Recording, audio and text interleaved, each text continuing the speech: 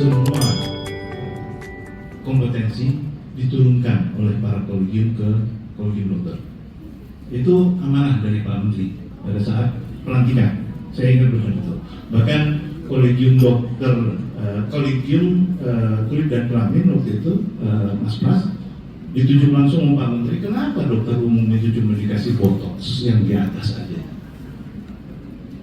Ini ternyata memang keinginan dari Pak Menteri adalah bagaimana memperkaya dokter umum ini dengan kompetensi-kompetensi lainnya.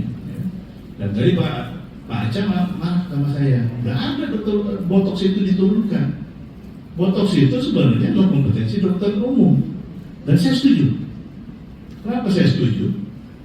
Botox itu tidak lebih dari skill menyuntik, yang mana itu adalah zaman dulu SKDI lama dikategorikan dalam level 4. Ya. Lalu botoxnya sendiri adalah diresepkan. Apakah dokter umum boleh meresepkan? Jawabannya apa? Boleh. Lalu di mana letaknya dokter umum tidak boleh melakukan botox selain dari seperti di atas? Ini salah satu contoh. Jadi sebenarnya Prof, saya setuju dengan Prof. Dan setahun terakhir ini kami hanya mampu berdebat mengenai fellowship.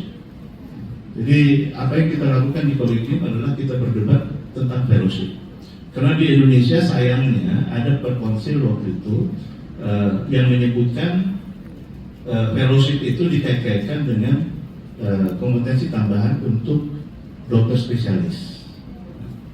Ini permasalahannya. Padahal waktu itu saya sudah katakan mau benchmark yang mana?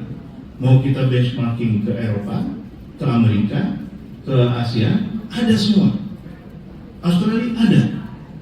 Jadi dokter umum itu punya program fellowship, bukan tidak punya. Nah, tetapi kami harus bicara kalau begini terus kita berdiskusi tidak selesai-selesai, kapan mulai itu pertanyaan? Sudah 1 tahun kita lewat. Kalau mau tahu, kita di kolegium dokter itu sudah punya segini naskahnya untuk fellowship estetika dan anestesi. Sudah kita buat sebenarnya. Dan saya sudah sampaikan ini kepada beberapa kolegium terkait, mereka tidak ada yang protes. Nah, permasalahannya cuma kata istilah fellowship yang katanya sebenarnya dulu istilah fellowship itu adalah beasiswa sebenarnya. Jadi tidak ada kaitannya dengan spesialis subspesialis. Nah, tetapi untuk menyingkat waktu, kami pikir, ya udah, coba kita bicara yang istilahnya SKKT, Sertifikat Kompetensi Kewenangan Tambahan. Tapi Prof. Acak tadi membuat alasan atau argumen yang valid menurut saya. Kalau sekali kita katakan SKKT, berarti kita mengakui bahwa ada hal-hal yang memang bukan kompetensi dokter umum yang kita mintakan kepada kolegium terkait. Misalnya tadi botox tadi lah cerita saya ya. Memang botox itu sebenarnya tidak ada kaitannya, bukan kompetensi dokter. Dari segi injeksi mereka berhak karena mereka sudah bisa. Dan memang inilah namanya SKDI yang sudah 13 tahun lalu belum keluar yang baru ya. SKDI 2012 terakhir. Alhamdulillah kolegium dokter sudah berhasil untuk membuat SKDI 2025. Tepuk tangan dulu dong. Perjuangan 1 tahun ini salah satu hasilnya adalah SKDI 2025 yang saat ini sedang berproses di konsil dan insya Allah dalam waktu dekat akan diajukan kepada Pak Menteri untuk disahkan. Ya, jadi kedepannya tidak ada lagi level 1, 2, 3, 4. Adanya adalah mampu wujud. Simple. Tidak ada lagi level 1, level 2, level 3, level 4. Ya. Mampu dan wujud, artinya harus diberikan kepada spesialis. Itu yang kita lakukan sekarang ini. Jadi tidak lagi berdebat ini level 1 harus begini, level 2 harus begini, level 3. Sekarang kan saya juga bingung, level 2 sama level 3 sama aja, nanti akhirnya belajar sedikit langsung ke level 4 jadi. Nah, jadi daripada kayak begitu, setelah berkonsultasi dengan segala macam pihak, akhirnya kita putuskan, kita ajukan mampu dan tinggi. Nah, itu yang sudah kami lakukan di kolegium, dan alhamdulillah kita juga sudah menelurkan banyak sekali yang insya Allah tolong doakan saja di Q1 ini kita akan tanda tangan dengan MOU dengan segala macam kolegium termasuk di dalamnya estetika dan anestesi.